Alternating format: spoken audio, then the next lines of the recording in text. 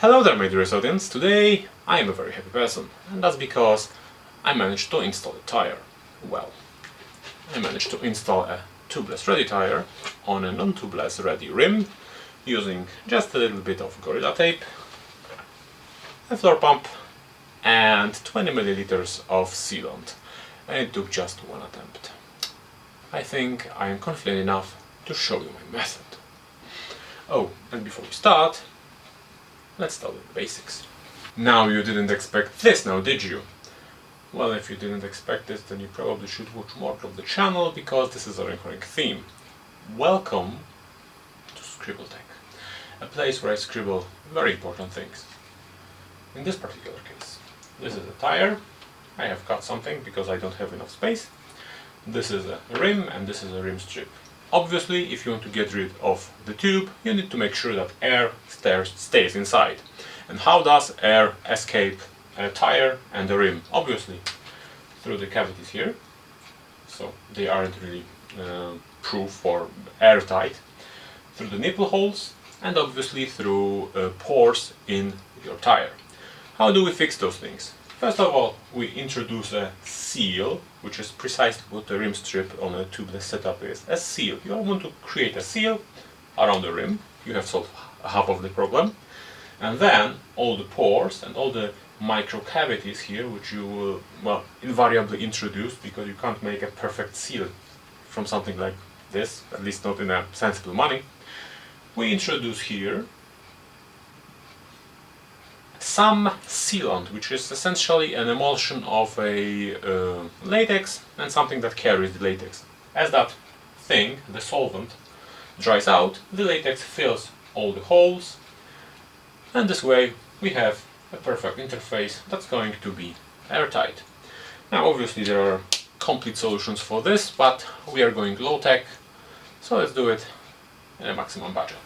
Alright, the principle is that once everything is pumped up, the pressure pushes the edge of the tire against the rim strip, which pushes it against the wall of the rim. That creates a seal. Likewise, the pressure pushes the rim strip against the rim and creates a seal for the nipples. However, how do we get to that lofty goal? Well, we need to get the rim strip. Now, obviously you can buy a complete solution, but that's not necessarily going to make your life easier. Why? Because a rim that's specific or designed for a tubeless setup isn't a typical rim. Now, as you know from the video about the rims, which you should watch, the rim has a central valley here, which is used to make, well, installing the tire easier.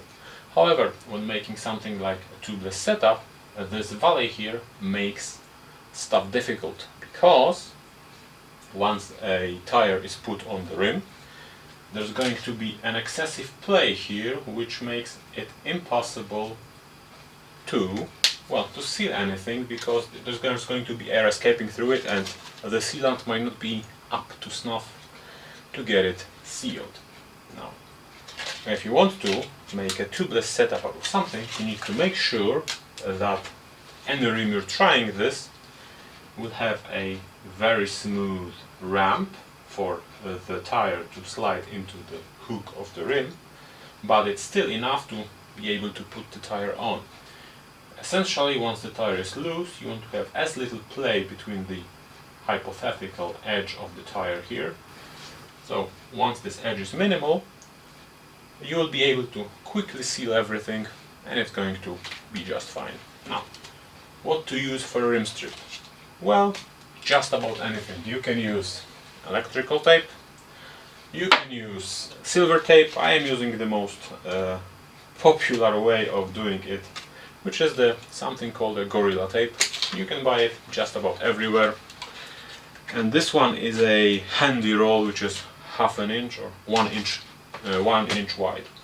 If you have some wider things, you might want to, well, cut it in half, because there aren't all that many 50mm rims. Now, the part of the method I'm going to show you here is that, in spite of most guidelines or how-tos on the internet will tell you that you need to place one strip of whatever you're using to seal the rim, I'm going to be using 2 because I want to have 2 layers of that thing, fill the central valley, thus remove all this here, all this play here.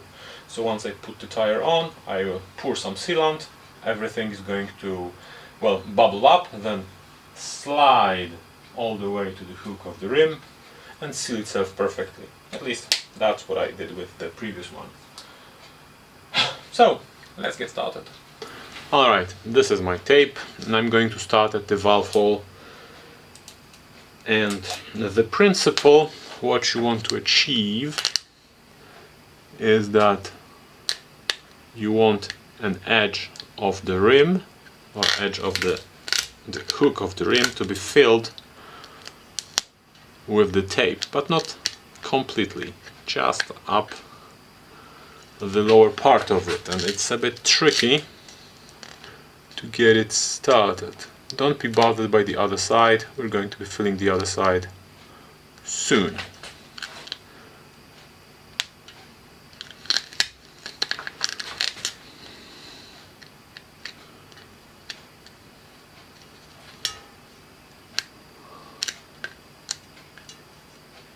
Okay, here's what you want. As you can see, the tape is going to roll itself into the cavity of the hook, and if you're getting it like this, this is perfect. Obviously you won't be getting it perfectly because you're doing it by hand and not by a very expensive machine. And if you're doing it with a very expensive machine, then why are you watching this video? You obviously are making rims and wheels and whatnot.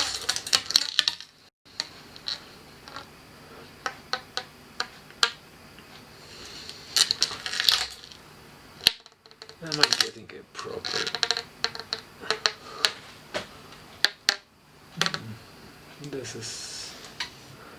This is not optimal.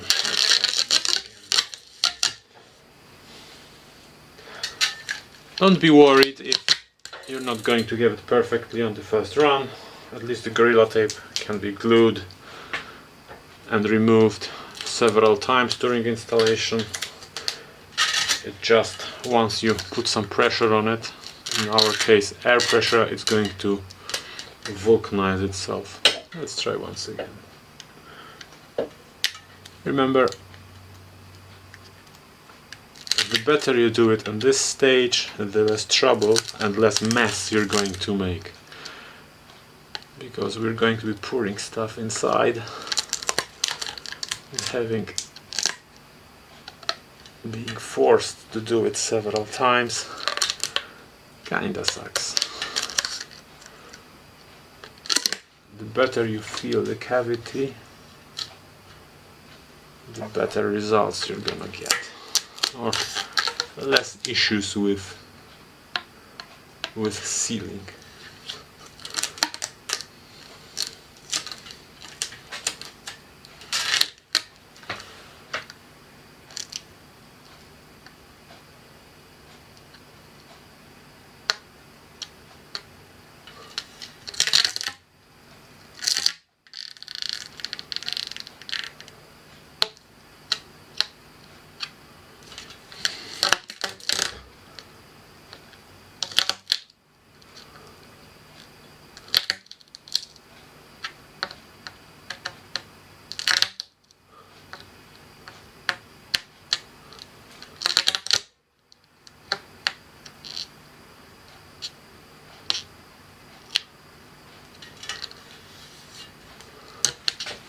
By the way, the rim I'm currently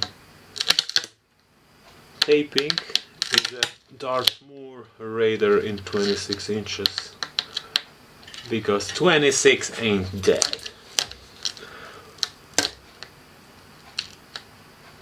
And that's what's going to allow me to put a 2.5-inch tire on my Canyon.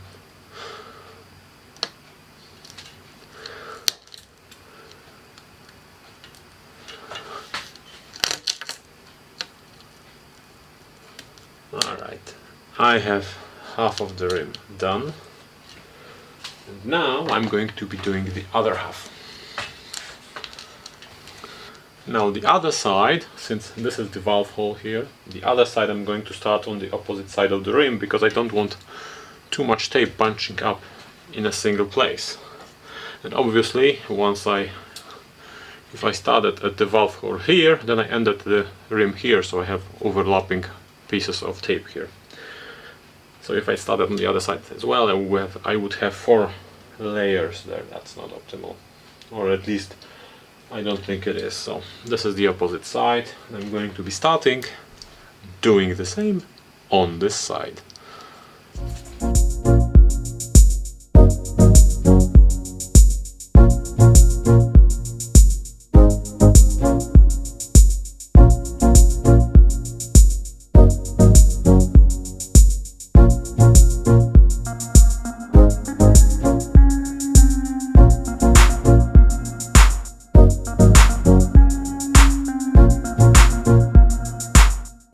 I have the other side taped as well.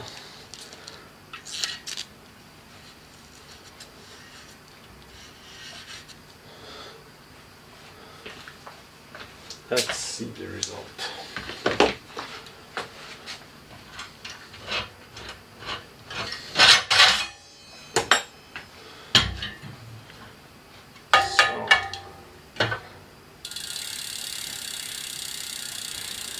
Alright, I'm lit by LED lights there, and we're done with the taping, so I hope it's going to, well, allow the tire to seat itself without an issue.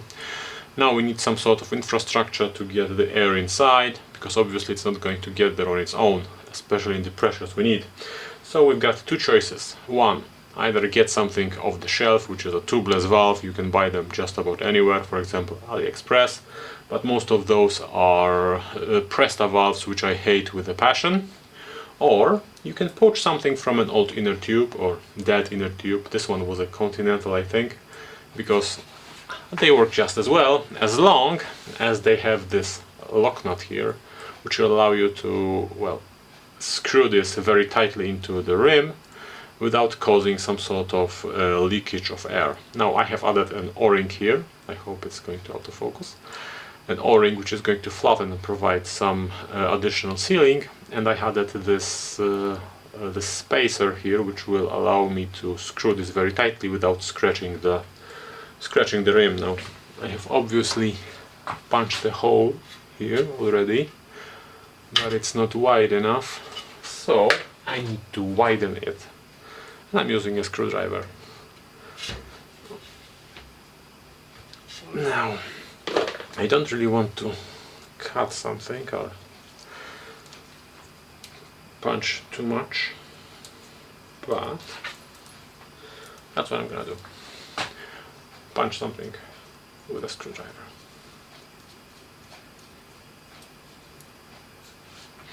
Alright, will it enter it without an issue? No, it won't. Okay, I need more violence.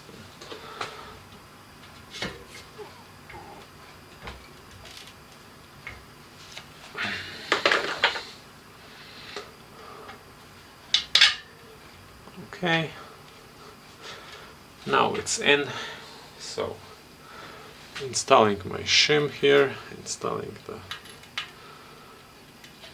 nut.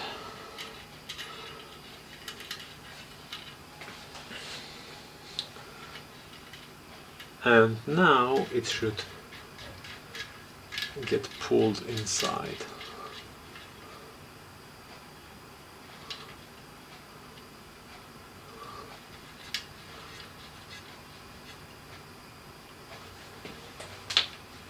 It might be sensible to use some sort of this kind of tool.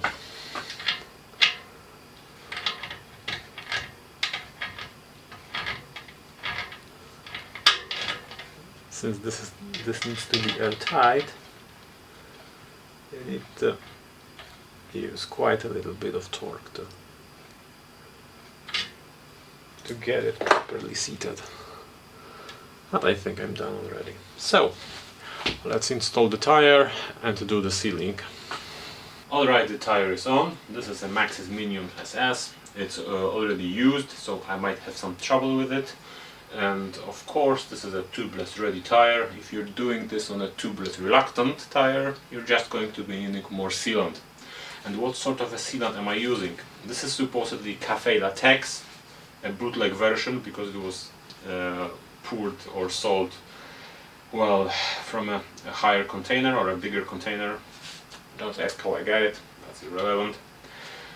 I think it's supposed to be what it's supposed to be. I have used it already, so it works. But what I'm getting at is that you should use proper tubeless sealant, because I don't know whether dishwashing liquid or McDonald's milkshake is going to work.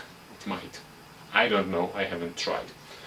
So, how do we apply this? Now, if you would try another method of doing this, they would tell you that you need to take this off this edge, pour some sealant here, close it and shake it off. That's not a proper way to do it, because you're going to be using tons of sealant and not necessarily get the seal you want. Because, as you know from the Trybo Tech, you want to have a seal around the edge of the tire, which means you want to have the edge of the tire and the hook of the rim to be, well, covered in sealant. So what you do, you add a sealant from the top, you pour it slowly and you wait until it pours, too much, too fast, pours itself on the entire width or the length of the rim. You can see it's leaking here, that's not an issue. If the tolerances are correct, I should be getting a proper seal on the first attempt using a floor pump. If it doesn't work, you can laugh at me, but there are two ways to deal with it. Either add more sealant or add more rim tape, so you can feel this, so you can reduce the play the unsealed tire has on the bottom of the rim. But let's try to pump this up. If it works, I'm going to be glorious, because there's going to be a success done twice on the same day.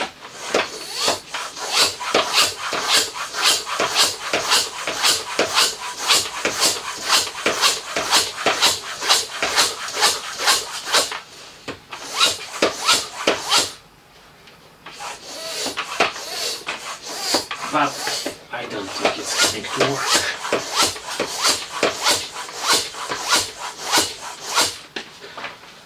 Now, the popular method of dealing with this issue is to use a tubeless pump, which would blow the tire onto the rim already in a single shot, but I don't have one. So I'm going to try to add some more sealant and see if that works.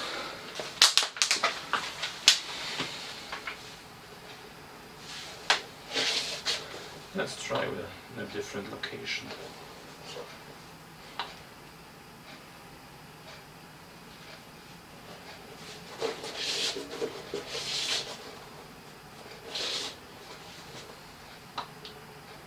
Remember, you want the sealant to drip through the entire length of the rim.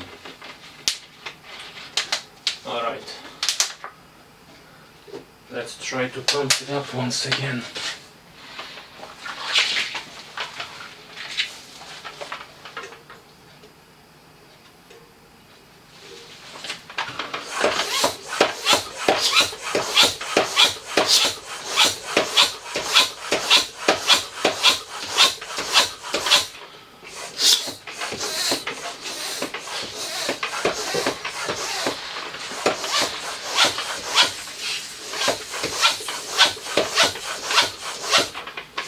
And ladies and gentlemen, we are almost there. You can see this is hard now, so I know that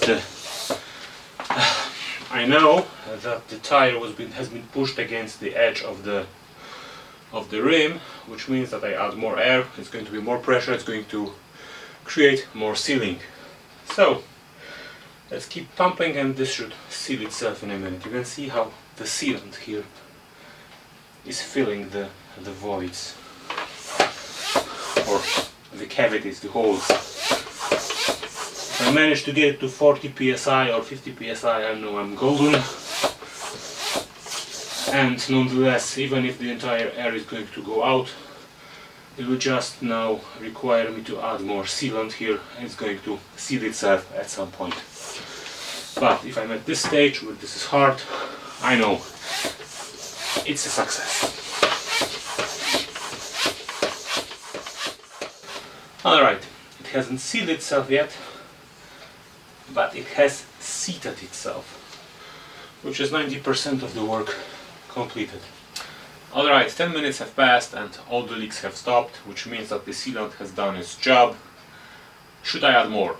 Yes, because I want to have more sealant in the tire, so when something punches through it, like a thorn or something like that, then the sealant is going to rush there and going to seal the hole after it, so I'm not going to be losing much or any pressure. So, how do I get sealant inside when, well, the process was kind of messy and I don't want to break my seal now? Of course, you need a valve driver or a valve wrench, which will allow me to take out the valve core, and as you can notice, a syringe, which will, well, allow me to precisely measure how much sealant I'm adding to each of the wheels, and will allow me to, well, squirt it inside. So let's get it done.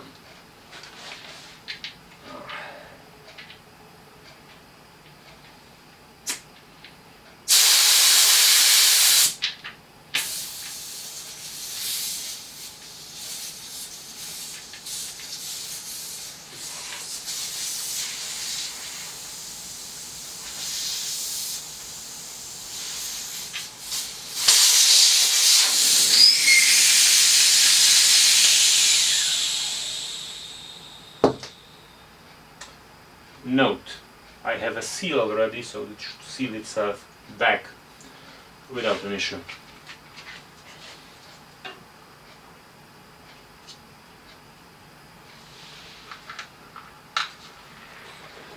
I don't really want the valve to be precisely in the lowest position, but I don't want it to be parallel to the ground either, because I want the sealant to drip there. And I don't want it in the lowest position because I don't want the sealant to gunk up the valve itself, or the valve core. But we'll see about that. I think I'm going to use the rest of this bottle on this wheel, seal it back, shake it a little bit, and it's going to, well, it's going to get used too much. It's going to get used tomorrow.